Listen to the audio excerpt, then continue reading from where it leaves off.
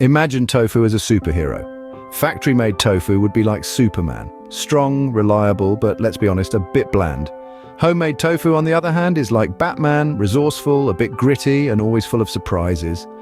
Now let's delve into the world of tofu production. Factory-made tofu is like a well-oiled machine churning out tofu blocks that are identical twins, each one just as firm and smooth as the last. It's reliable, yes, but perhaps lacking that certain spark that Genet says quoi. It's the tofu equivalent of Superman's unwavering steadiness.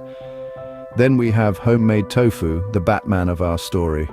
It's a bit of a wild card, sometimes turning out soft, other times firm, but always packed with a fresh, unique flavor that only homemade goods can bring. It's not always perfect, but it's always interesting. So, in the battle between Superman and Batman, which tofu emerges victorious? Well, that depends on how you like your superheroes, or in this case, your tofu. Welcome once more to another episode of Factory vs. Homemade by STBL Media. If you like our content, remember to leave a like, subscribe, and stick around to the end of every episode for that quick and easy recipe.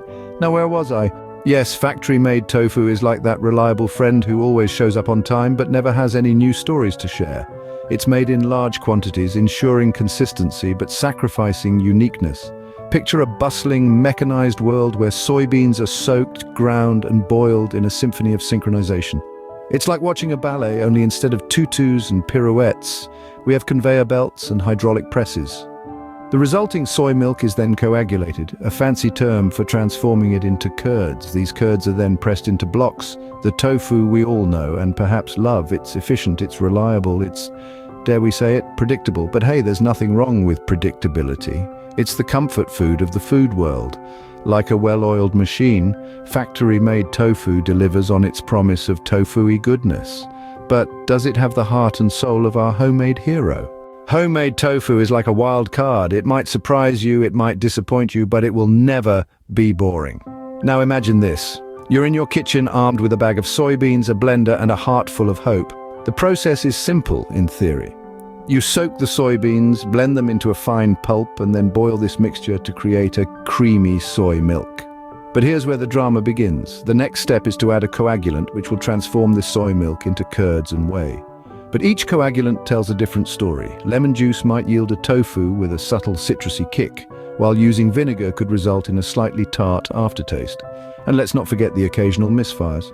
Ever tasted tofu that's more akin to rubber than food? Well, that's a badge of honor in the world of homemade tofu.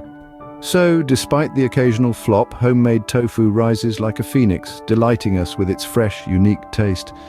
But how do you make it at home, you ask? Well, buckle up because we're about to dive in. Making tofu at home is like going on an adventure. You might face some challenges along the way, but the reward is worth it. So strap on your aprons, we're about to embark on a culinary journey. First, you'll need some soybeans. Now, not just a handful, but a full cup. You see, soybeans are like the little elves of the tofu world, working hard to give you that magical piece of tofu. Soak them overnight, and by the morning they'll have swollen up with all their might, ready for the next step. Next, drain your soy elves and blend them with 3 cups of water. This is where things get a little messy, but hey, what's an adventure without a little chaos? Once you've got a smooth mixture, it's time to heat things up. Pour your soy mixture into a pot and bring it to a boil. Remember to stir constantly, we don't want any soy elves getting burnt. After about 20 minutes, your mixture should resemble a frothy, bubbly pool of potential tofu. Now it's time to strain this mixture through a cheesecloth. And voila, you've just made soy milk, but we're not stopping there. Oh no, we've got to turn this soy milk into tofu. Pour your soy milk back into the pot and add 2 teaspoons of coagulant. This could be lemon juice, vinegar, or gypsum. Stir gently and watch as your soy milk starts to curdle. It's like watching a magic show, but way more delicious. Now pour this curdled mixture into a tofu mold lined with cheesecloth. Press it down and let it sit for 15 to 20 minutes. The longer it sits, the firmer your tofu will be. And then just like that, you've made tofu.